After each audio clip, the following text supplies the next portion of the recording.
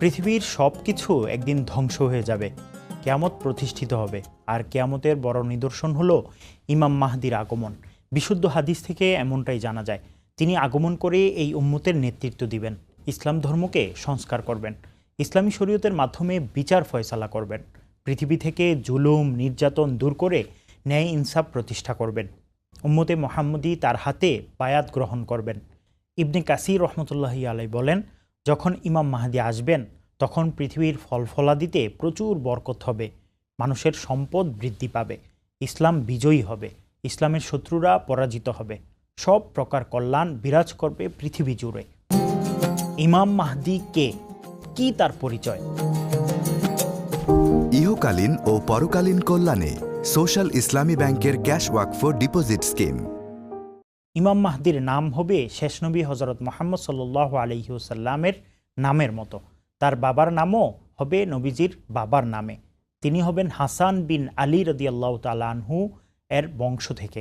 ইবনে কাসির রহমতুল্লাহি আলাইহি বলেন, তিনি হলেন মোহাম্মদ বিন আবদুল্লাহ আল ফাতেমি আল হাসানি।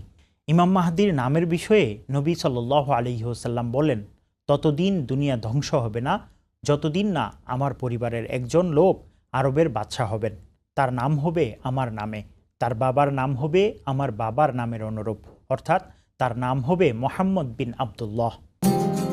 ইমাম মাহদির আগমন কোথায় হবে?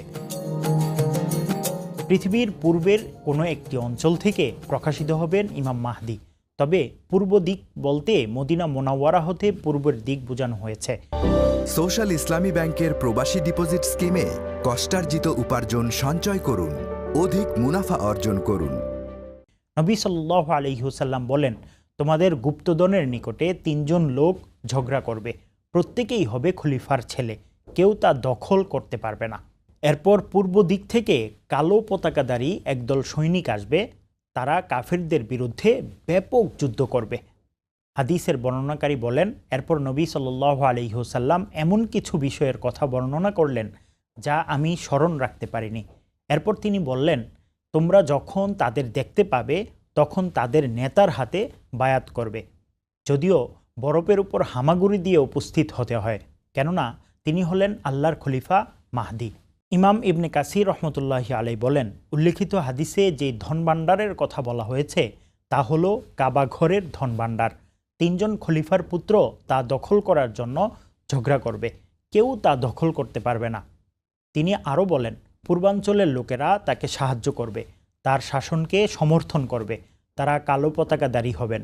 মোট কথা, আখিরি জামানায় পূর্বদেশ হতে তার বের হওয়া সত্য, কাবা ঘরের পাশে তার জন্যে বায়াত করা হবে। কখন আগমন করবেন ইমাম মাহদি? মুসলিম বিশ্বে তিনজন খলিফার সন্তান কাবা ঘরের কর্তৃত্ব নিয়ে যুদ্ধ লেগে যাবে, কেউই সফল হবে না। তখনই মক্কার ইমাম মাহদির আবির্ভাব হবে। দ্রুত মানুষের মাঝে সংবাদ ছড়িয়ে পড়বে, লোকেরা হাজরে আসওয়াদ ও মাকামে ইব্রাহিমের মাঝে তার হাতে বায়াত গ্রহণ করবে। হজরত সাউবান রাদিয়াল্লাহু তাআলা আনহু ও হজরত আবদুল্লাহ ইবনে মাসউদ রাদিয়াল্লাহু তাআলা আনহু থেকে বর্ণিত, নবী করিম সাল্লাল্লাহু আলাইহি ওয়াসাল্লাম বলেন, তোমাদের কাবার রত্নভাণ্ডারের কাছে তিনজন খলিফা সন্তান যুদ্ধ করতে থাকবে, কেউই দখল করতে সফল হবে না। প্রাচ্য থেকে তখন একদল কালো জান্ডাবাহী মানুষ লোকের আবির্ভাব হবে, তারা এসে তোমাদের কাছে নেতৃত্ব চাইবে, কিন্তু তখনকার নেতৃত্বস্থানীয়রা তাদের হাতে ক্ষমতা হস্তান্তর করতে অস্বীকার করবে, ফলে তারা যুদ্ধ করবে। যুদ্ধে তাদেরকে আল্লাহর পক্ষ থেকে সাহায্য করা হবে। তারা তোমাদেরকে এমনভাবে হত্যা করবে যেমনটি ইতিপূর্বে কেউ কখনো করেনি, অতএব তারা বিজয়ী হবে। অতঃপর তাদের নেতৃত্ব দেয়া হবে, কিন্তু এবার তারা তা গ্রহণ না করে আমার পরিবারস্থ এক লোকের হাতে সোপর্দ করে দিবে, যে জমিনকে ন্যায় ইনসাফে ভরে দিবে, ঠিক যেমনইভাবে ইতিপূর্বে জুলুম অত্যাচারে ভরে দেওয়া হয়েছিল। সুতরাং তোমাদের মধ্যে যারাই তখন উপস্থিত থাকবে তারা যেন এসে তার কাছে বায়াত হয়ে যায়, যদিও তোমাদের এমনটি করতে হামাগুড়ি দিয়ে বরফের পাহাড় পাড়ি দিতে হয়। আল্লামা ইবনে কাসির রহমতুল্লাহি আলাইহি বলেন, ইমাম মাহদিকে প্রাচ্যের নিষ্ঠাবান একটি দলের মাধ্যমে শক্তিশালী করা হবে। তারা ইমাম মাহদিকে সহায়তা করবে, ইমাম মাহদির রাজত্ব প্রতিষ্ঠা করবে। তাদের পতাকা কালো বর্ণের হবে, কারণ নবী করিম সাল্লাল্লাহু আলাইহি ওয়াসাল্লামের পতাকাও কালো ছিল, নাম ছিল ওকাব। ইমাম মাহদি আগমনের দলিলসমূহ।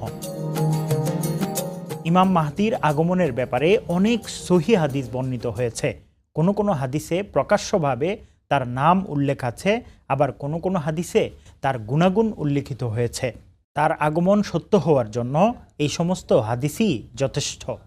হজরত আবু সাঈদ খুদরি রাদিয়াল্লাহু তাআলা আনহু নবী করিম সাল্লাল্লাহু আলাইহি ওয়াসাল্লাম হতে বর্ণনা করেন, আখিরি জামানায় আমার উম্মতের ভিতরে মাহদির আগমন ঘটবে। তার শাসনকালে আকাশ থেকে প্রচুর বৃষ্টিপাত হবে, জমিনে প্রচুর ফসল উৎপন্ন হবে। তিনি মানুষের মাঝে সমানভাবে প্রচুর সম্পদ বিতরণ করবেন। গৃহপালিত পশুর সংখ্যা বৃদ্ধি পাবে এবং উম্মতে মুহাম্মদীর সম্মান বৃদ্ধি পাবে। তিনি 7 বছর কিংবা 8 বছর জীবিত থাকবেন। হযরত আবু সাঈদ খুদরি রাদিয়াল্লাহু তাআলা আনহু হতে আরও বর্ণিত আছে, নবী করিম সাল্লাল্লাহু আলাইহি ওয়াসাল্লাম বলেন, আমি তোমাদেরকে মাহদির আগমনের সম্পর্কে সুসংবাদ দিচ্ছি। মানুষেরা যখন মতবিরোধে লিপ্ত হবে তখন তিনি প্রেরিত হবেন। পৃথিবী হতে জুলুম নির্যাতন দূর করে ন্যায় ইনসাফ দ্বারা তা ভরে দিবেন। আসমান জমিনে সকল অধিবাসী তার উপর সন্তুষ্ট হবেন। তিনি মানুষের মাঝে সমানভাবে প্রচুর সম্পদ বিতরণ করবেন। নবী সাল্লাল্লাহু আলাইহি ওয়াসাল্লাম বলেন, সেদিন কেমন হবে তোমাদের অবস্থা, যেদিন তোমাদের মধ্যে ঈসা ইবনে মারিয়াম নেমে আসবেন। তোমাদের মধ্যে হতেই একজন ইমাম হবেন, অর্থাৎ তোমাদের সাথে জামাতে শরিক হয়ে ঈসা আলাইহিস সালাতু ওয়াস সালাম তোমাদের ইমামের পিছনে নামাজ আদায় করবেন। হযরত জাবের রাদিয়াল্লাহু তাআলা আনহু বলেন, আমি রাসূলুল্লাহ সাল্লাল্লাহু আলাইহি ওয়াসাল্লামকে বলতে শুনেছি, আমার উম্মতের একটি দল হকের উপর বিজয়ী থেকে কিয়ামত পর্যন্ত লড়াই করতে থাকবে। অতঃপর ঈসা ইবনে মারিয়াম অবতরণ করবেন। তাকে দেখে মুসলমানদের আমির বলবেন, আসুন আমাদেরকে নিয়ে নামাজের ইমামতি করুন। ঈসা আলাইহিস সালাতু ওয়াস সালাম বলবেন, না, বরং তোমাদের আমির তোমাদের মধ্য হতেই। এই উম্মতের সম্মানের কারণেই তিনি এই মন্তব্য করবেন। নবী সাল্লাল্লাহু আলাইহি ওয়াসাল্লাম বলেন, আখিরি জামানায় আমার উম্মতের মধ্যে একজন খলিফা হবেন, যিনি মানুষের মধ্যে মুক্ত হস্তে অগণিতভাবে ধন সম্পদ বিতরণ করবেন। প্রায় 30 জন সাহাবী থেকে ইমাম মাহদী সংক্রান্ত হাদিস বর্ণিত হয়েছে। প্রখ্যাত হাদিস গবেষকগণ শক্তিশালী বর্ণনা সূত্রে এগুলো বর্ণনা করেছেন। আহলে সুন্নাত ওয়াল জামাতের সকল উলামায়ে কেরাম ইমাম মাহদীর প্রকাশের বিষয়ে একমত পোষণ করেছেন। তবে এই পর্যন্ত অসংখ্য মানুষ নিজেকে ইমাম মাহদী বলে দাবি করেছেন, যদিও এদের সবাই ছিল মিথ্যা দাবিদার।